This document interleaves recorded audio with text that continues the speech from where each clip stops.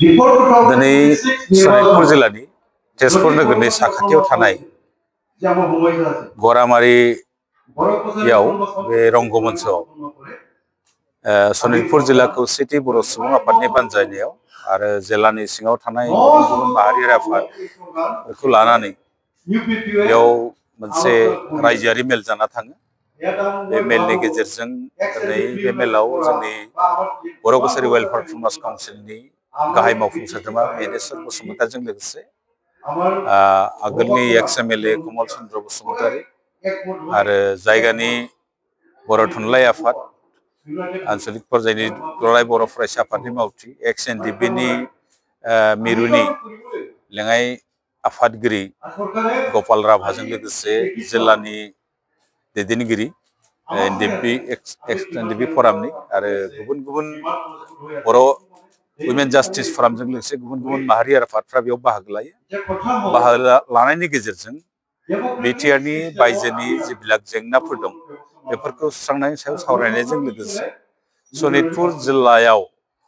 जिखिनि बिटिआरआव हाबबाय बा बिटिसिआव हाबबाय बेनि बायजोआव थानाय बर'फोरनि राजखान्थियारि मोनथायनि थाखाय बा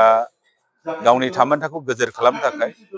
बर' कसारि वेलफेयाराव सोनायनि थाखाय बेयाव सावरायनाय जायो आरो जिखिनिया बिटिसिआव हाबबाय बा बिटिआरआव हाबबाय बिनि बायजोआव थानाय बर'फोरखौ बिकेडब्लिउएसआव सोनानै बिनि जौगाथायनि खामानि मावनो थाखाय रायजो राजाफ्रा खावलायनायजों लोगोसे दा थाब बावैनो आसामनि गिबि मन्थ्रिनो जयै थांनानै बिथांखौ नारसिननानै बर' कसारि वेलफेयार प्रम'शन काउन्सिलाव जिथु बायजोआव थानाय बर'फोरखौ सोनो थाखाय खावलायनो थाखाय मोनसे सिद्धान्त लानाय जायो आरो बेखौ थाब बावैनो मावगोन। नैबे जिथु एसेम्बलि सेसन जागोन बे एसेम्बलि सेसननि सिगांनो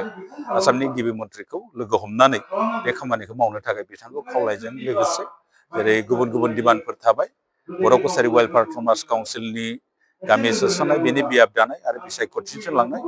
आरो जों खौसेथि बर' सुबुं आफादनिफ्राय जों फोरमायबाय थादों जिखिनिया बिटिसिआव हाबबाय आद्रा थानाय गामिफोरखौ बर' कसारि वेलफेयार प्रम'शन काउन्सिलाव सोनानै बिनि जौगाथायनि खामानिखौ मावनांगौ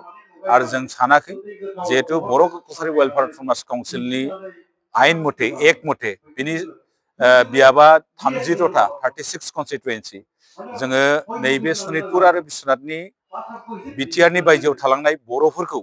सोनो थाखायनो बिनि बियाबखौ बारायनो थाखाय जों गिबि मन्थ्रिजों थांनाय 6 जुनाव रायज्लायदोंमोन आरो गिबि मन्थ्रिया बेखौ आयेनखौ एमेन्डमेन्ट खालामनानै बर' कसारि वेलफेयार प्रम'शन काउन्सिलनि जिथु समस्ति बेखौ 40टा खालामनो नागिरदों। गतिके जों हास्थायदों जे जिखिनिया बिटिआरआव हाबथारला बेखिनिखौ थाबैनो जोंनि बर' कसारि वेलफेयार प्रम'शन काउन्सिलाव सोनानै बेयाव जारि जानाय बर'फोरनि जौगाथायनि खामानिखौ मावनांगौ होननानै जों सोरखारनिसिम दाबि दैखांदों।